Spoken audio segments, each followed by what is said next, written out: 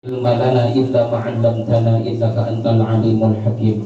Khadratil mukarramin wal muhtaramin yang saya hormati dan dimuliakan Allah, wabil khusus kepada sahibul hajat Bapak Ridwan beserta istri dan seluruh keluarga besarnya, bapak-bapak, para ulama, para asatidah, para guru-guru, sesepuh tokoh masyarakat, Bapak Ketua RT beserta jajaran dan Bapak Ketua Majelis Taklim beserta para perangkat.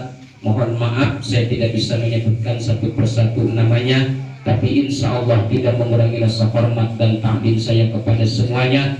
Bapak-bapak jamaah warga RT 09 khususnya yang hadir pada kesempatan ini yang sama-sama saya hormati dan dimuliakan Allah Subhanahu wa taala. Insya Allah kita semua dicatat dalam deretan ahli surganya Allah Subhanahu wa taala.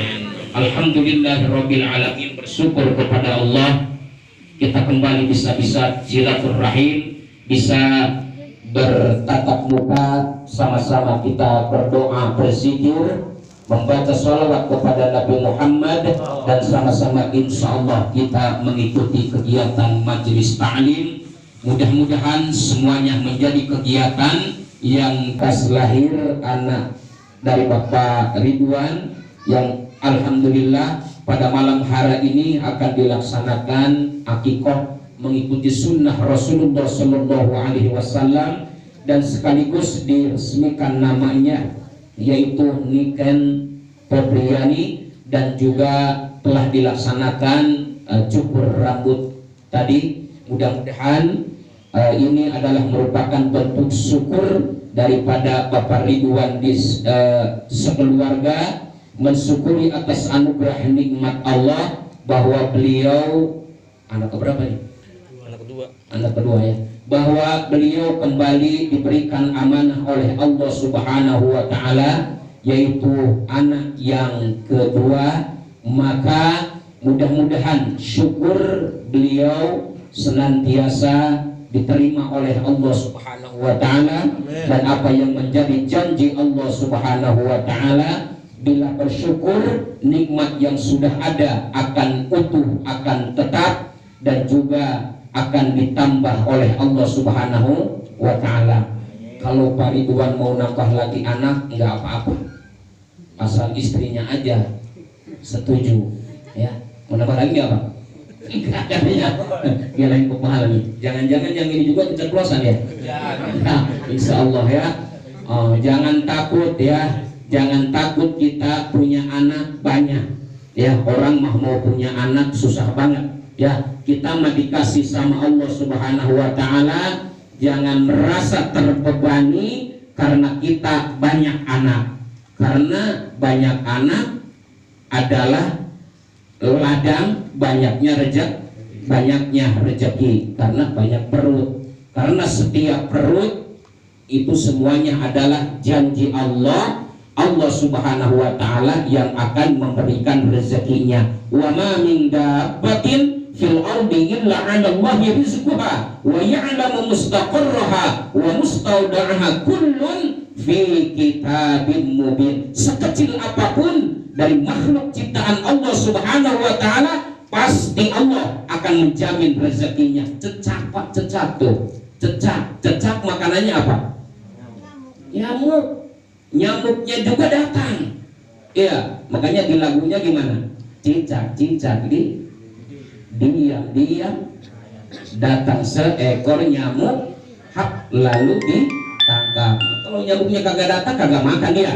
Ya, apalagi kita manusia makhluk yang sempurna, diberikan kesempurnaan akal oleh Allah Subhanahu wa taala, maka manusia lebih banyak potensi untuk bisa menikmati rezeki yang Allah anugerahkan kepada kita semuanya. Mudah-mudahan ya syukurnya Pak Ridwan di sini sekali lagi diterima oleh Allah Subhanahu wa taala. Lalu kemudian yang kedua, Pak Ridwan di sini sekeluarga beliau minta doanya kepada kita. Mudah-mudahan anaknya yang baru lahir senantiasa diberikan kesehatan oleh Allah Subhanahu wa taala, diselamatkan, dijaga, dilindungi dari berbagai bala bencana, mara bahaya dan wabah, dan juga dijaga daripada gangguan-gangguan setan dan juga dari makhluk-makhluk yang akan mengganggunya, dan mudah-mudahan dijadikan anak yang solihah, anak yang punya ilmu, punya pengertian, punya wawasan sampai usia remaja, sampai usia dewasa, nanti menjadi anak yang ngerti. Bagaimana anak yang ngerti? Anak yang bisa berbakti, berbuat ihsan kepada kedua orang tuanya, karena ini adalah perintah Allah. Wa qada rabbuka alla ta'budu illa iyyahu wa bil walidaini ihsana. Allah telah mewajibkan, pertama beribadah kepada Allah, yang kedua berbuat ihsan kepada kedua orang. Ini nanti supaya ngerti, ketika dia remaja, ketika dewasa, ketika nanti dia juga sudah keluarga, walaupun sudah keluarga, akan menjadi anak yang mengerti bahwa anak punya kewajiban harus berbakti, berbuat baik kepada kedua orang tua, walaupun orang tua tidak pernah minta, walaupun orang tuanya tidak pernah ngarap, walaupun orang tuanya tidak pernah nagih terhadap perjuangan dan pengorbanan daripada kedua orang tua, tapi kewajiban anak adalah wajib berbakti kepada kedua orang. Ini yang penting, Pak, karena ini sulit, susah, kita saja belum tentu bisa berbuat ihsan, bisa berbuat baik kepada kedua orang tua. Kenapa? Karena ada saja halangannya, ada saja hambatannya. Apalagi kalau kita punya istri tidak punya pengertian, kita punya istri tidak punya ilmu, ya kita serba susah, kita serba sulit. Mau ngasih duit sama orang tua, istri kita kagak ngizinin, susah, Pak. Nah makanya disinilah pentingnya kita, ya, bagaimana nanti supaya anak-anak kita nanti punya pengertian, punya pemahaman, bisa berbuat baik kepada kedua orang tua, artinya menjadi anak yang soleh. Maka di samping itu, sebagai orang tua juga kita harus mendoakan kepada anak. Anak mau soleh, orang tua juga, orang tuanya dulu harus soleh, ya.